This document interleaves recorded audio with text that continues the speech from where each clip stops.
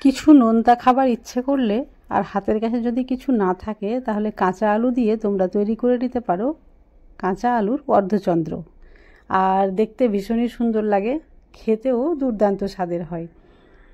শুধুমাত্র কাঁচা আলু দিয়ে তোমরা এই কাঁচা আলুর অর্ধচন্দ্র তৈরি করে তোমরা যাকে দেবে সে ভাবতেই পারবে না যেটা তুমি কিভাবে তৈরি করেছো, মনে হবে যে বাজার থেকে হয়তো কিনে নিয়ে এসেছো। তো সবাইকে শুভ সকাল। আমার আরেকটি কুকিং ভ্লগে তোমাদের সকলকে স্বাগত।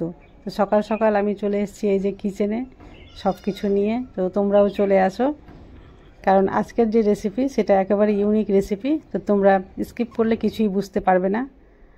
তো এই রেসিপি তৈরি করার জন্য আমি প্রথমে নিয়ে নিচ্ছি একটা কাঁচা আলু। আলুটা প্রথমে ছিলে নিতে হবে। আলু ছিলা হয়ে গেল। এবার এই আলুটাকে আমি কিন্তু চাকুর সাহায্যে গোল গোল করে কেটে নেব।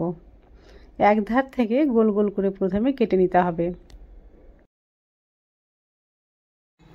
খুব বেশি পাতলাও করতে হবে না আর খুব বেশি মোটাও রাখতে হবে না, একটু মাঝারি মাপেরই এই গোল গোল পিসগুলো কেটে নিয়েছি। আর দেখতে পাচ্ছ সবগুলো পিস কাটা হয়ে গেছে। এবার মধ্যে থেকে আবার কেটে অর্ধেক করে দিচ্ছি। অর্ধেক করে দেওয়ার পরে এবার কাজ হচ্ছে এক একটা অর্ধেক পিস উঠিয়ে নিয়ে মধ্যে থেকে এভাবে গোল করে কেটে বাদ দিতে হবে। যেহেতু এটা অর্ধচন্দ্র এর নাম, তো একে অর্ধেক চাঁদের মতো শেপটা দিয়ে নিচ্ছি। আর কিভাবে দিচ্ছি আমার হাতের দিকে দেখো, তাহলেই বুঝতে পারবে। এই ধরনের সহজ সরল রেসিপি আমি প্রায় প্রতিদিনই তোমাদের সঙ্গে শেয়ার করে থাকি। তো আমার রেসিপিগুলো তোমাদের ভালো লাগলে প্লিজ চ্যানেলটি সাবস্ক্রাইব করে পাশে থেকো। আর আগে থেকে সাবস্ক্রাইব করে থাকলে তোমাদের জন্য রইল অসংখ্য ধন্যবাদ। আর হ্যাঁ, সাবস্ক্রাইব করার সঙ্গে সঙ্গে পাশে থাকা বেল বাটনটা অবশ্যই ক্লিক করে দিও আমার নতুন ভিডিওর আপডেট পাওয়ার জন্য। কেটে রাখা আলুর টুকরোগুলো এবার আমি একটা বাটিতে রেখে দিয়েছি। আর এরপরে এই বাটিতে দিয়ে দিচ্ছি সঙ্গে সঙ্গে গরম ফুটন্ত জল। আর এই জলে যাতে আলুগুলো সম্পূর্ণ ডুবে থাকে সেটাও মনে রাখতে হবে। তারপরে দিয়ে দিলাম সামান্য পরিমাণে লবণ। লবণ আর জলের মধ্যে আলু প্রায় 10 মিনিটের জন্য রেখে দিচ্ছি এইভাবেই, কারণ এইভাবে রাখলে আলুটা অনেকটাই সেদ্ধ হয়ে যাবে আর আলুর মধ্যে লবণটাও ঢুকে যাবে। অন্যদিকে আমি আর একটা ডো তৈরি করব, তার জন্য নিয়ে নিচ্ছি মিক্সিং বোল। আর সেটাতে দিয়ে দিচ্ছি একটা ছাঁকনি। এবার এই চামচের মাপ করে 1 চামচ নিয়ে নিয়েছি ময়দা। আর এই চামচেরই মাপ করে 1 চামচের 3 ভাগের 1 ভাগ দিয়ে দিচ্ছি বেসন। তারপরে দিয়ে দিচ্ছি স্বাদ মতো লবণ। সমস্ত শুকনো উপকরণ খুব ভালোভাবে চেলে নিতে হবে। চালা হয়ে গেছে। এবার আমি এখানে অ্যাড করছি স্বাদ মতো লঙ্কার গুঁড়ো, সামান্য দিয়ে দিচ্ছি ম্যাগি মশলা, তারপরে দিয়ে দিচ্ছি চাট মশলা। এবার দিয়ে দিচ্ছি 1 টেবিল চামচ সাদা তেল। তারপরে অল্প অল্প জল দিয়ে মেখে নিয়ে এটা একটা ডো তৈরি করে নিতে হবে। আমরা যেমন রুটির ডো করে থাকি ঠিক তেমনই একটা ডো তৈরি করতে হবে।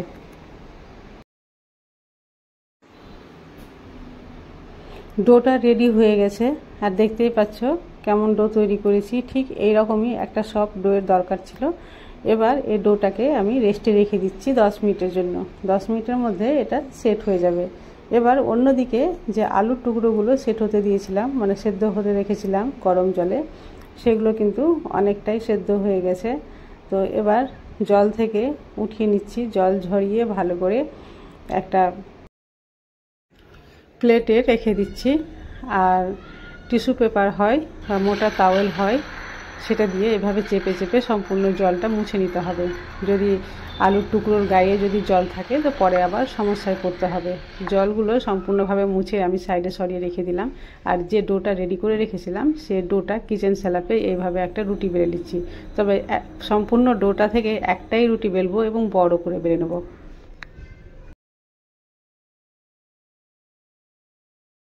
রুটি বেলা হয়ে গেছে আর দেখে বুঝতেই পারছো কত বড় একটা রুটি হয়েছে। তো এবার রুটির এক ধার থেকে চাকুর সাহায্যে এইভাবে সরু সরু করে আমি লম্বা লম্বা করে দাগ কেটে নিচ্ছি। তার মানে লম্বা লম্বা করে দড়ির মতো বের করে নিচ্ছি। আর দুধারে যে মোটা অংশ ছিল সেটা কিন্তু বাদ দিয়ে দেব।